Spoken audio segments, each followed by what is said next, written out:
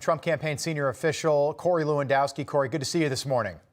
Thank you for having me. I'm wondering, the team brought you on a few weeks ago to help out with this process and sort of the stretch run here. Where are you on another debate happening between these two candidates? Well, look, let's wait and see. What we know is that it was a 3-on-1 at that last debate. They fact-checked Donald Trump at least, they say 5, I think at least 8 different times. Fact-checked her 0. Actually made false statements as moderators, particularly as it relates to the issue of life and her positions. And so, listen, if we're going to have a discussion about policies, then we're happy to do that. And Donald Trump does that every single day. But what are we going to gain if the debate is going to be what it was the other night, which is Kamala Harris answers no questions, is not held accountable for any of her positions, isn't even asked any tough questions, and seems to have a 3-on-1 opportunity against Donald Trump. Look, even on 3-on-1, I'll take Donald Trump every time because he had an incredible debate performance. When you look at his closing statement, he prosecuted the case against Kamala Harris, who said, I would do this or I would do that. It's all sunshine and rainbows, except she hasn't done any of it. So if there's going to be another debate, is something going to change in his preparation next time? What's the game plan moving forward? Anyone we talk to on this program, whether they're senators, congressmen, strategists, all want to hear him talk more about policy on stage and remind voters what life was like under his presidency. How does he do that?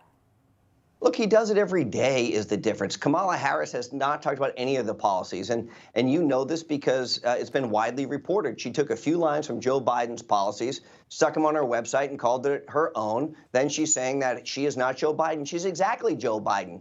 And so Donald Trump is out all the time talking about his policies. He's answering questions, detailed policy questions, long-form format interviews, whether it's podcasts or opportunities for the media to ask him about specific policies. He gave a whole economic policy speech in New York less than 2 weeks ago to lay out his vision for America. So listen, on the debate stage, Kamala Harris laid out no policies. The first question that was asked, which was probably the only question that made any sense, was, are you better off today than you were 4 years ago? And she went into this diatribe about growing up in a middle-class family. Didn't mention that it was up in Canada, but that's fine.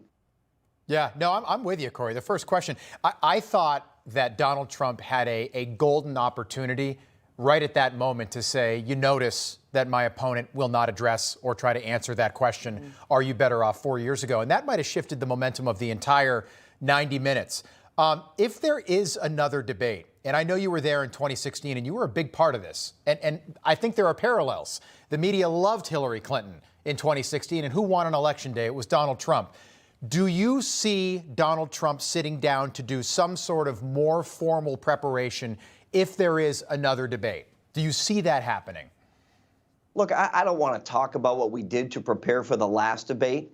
But, it's very different when you're preparing. And people say, oh, well, Kamala Harris locked herself in a room for 5 days, which is what Joe Biden did, which is what Hillary Clinton did. And I think regardless, Donald Trump won all of those debates. And so if you look at what he did to prepare for Joe Biden, it was similar to what he did for Kamala Harris, which is he's out taking questions from real people, real Americans every day. He's hosting town hall meetings. That, I continue to believe, is a fantastic opportunity to hear directly from the president about the issues that the people care about the most.